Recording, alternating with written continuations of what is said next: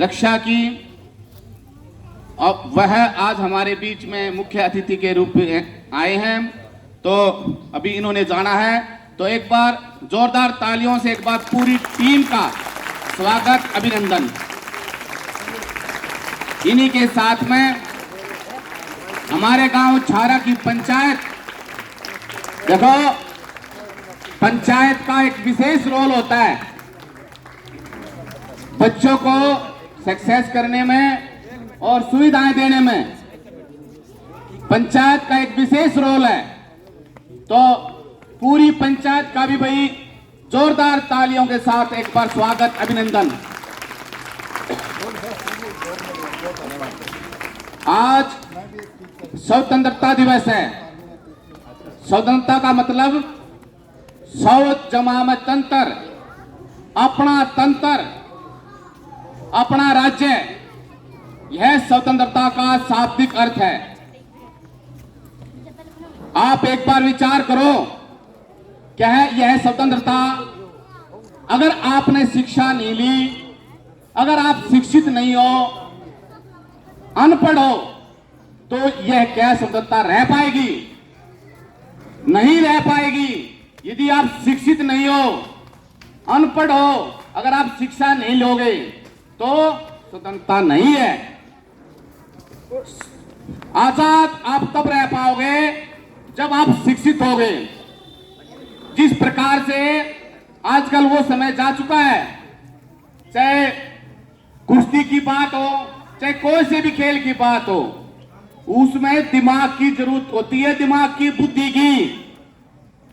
और इस बुद्धि की उन्नति जिस प्रकार से घी खाने से, व्यायाम करने से इस शरीर की उन्नति होती है, तो उसी प्रकार से शिक्षा ग्रहण करने से, विद्या ग्रहण करने से इस बुद्धि की उन्नति होती है, बुद्धि की।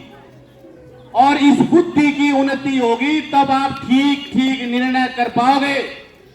चाहे वो गेम की बात हो, चाहे आगे बढ़ने की बात हो, चाहे किसी भी फील्ड की बात हो। अगर आपने घर चलाने की भी बात है, यदि आप शिक्षित नहीं हो तो आपका घर भी लचर पचर चलेगा।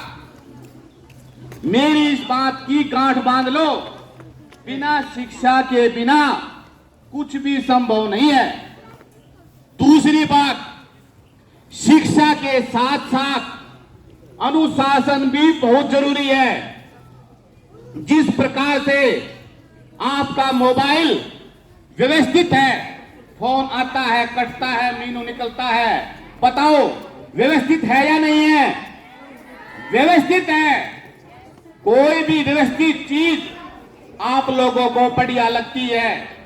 यदि आपका जीवन व्यवस्थित है और अनुशासन में है तो आप टॉप के हीरा हो, हीरा।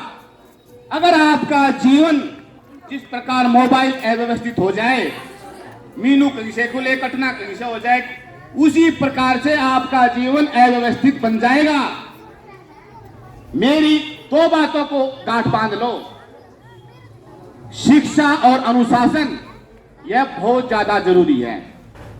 बिना शिक्षा और अनुशासन के, जैसे आपने शिक्षा ले ली और अनुशासित नहीं हो, राम का जीवन देखो, हनुमान जी का देखो, श्री कृष्ण जी का देखो, जिनको आप महापुरुषों को मानते हो, भगवान मानते हो, परमात्मा मानते हो, उनका जीवन देखो कितना व्यवस्थित है।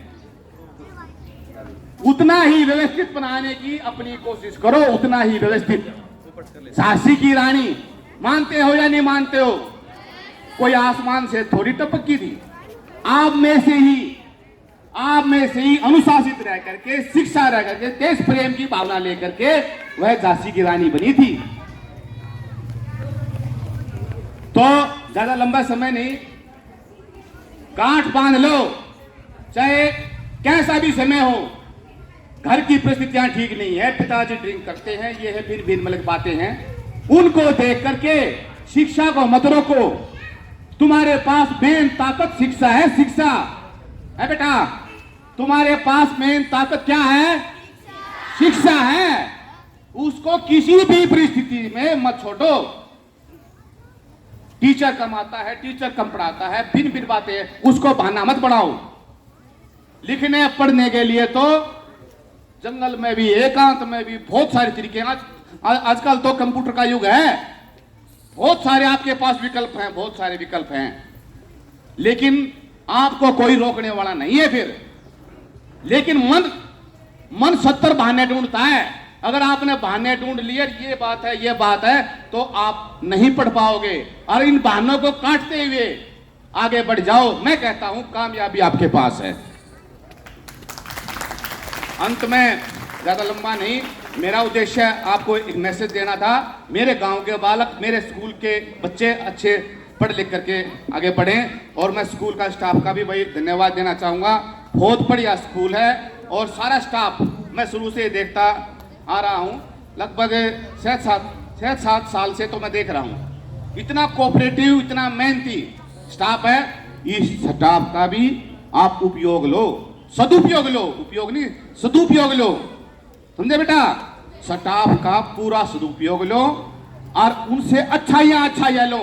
कोई 1-2% बुराई मेरे अंदर भी होगी, मैं परमात्मा थोड़ी हूं।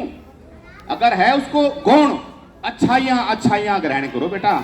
इसीलिए भारत माता की, भारत माता की। सभी को धन्यवाद, नमस्ते।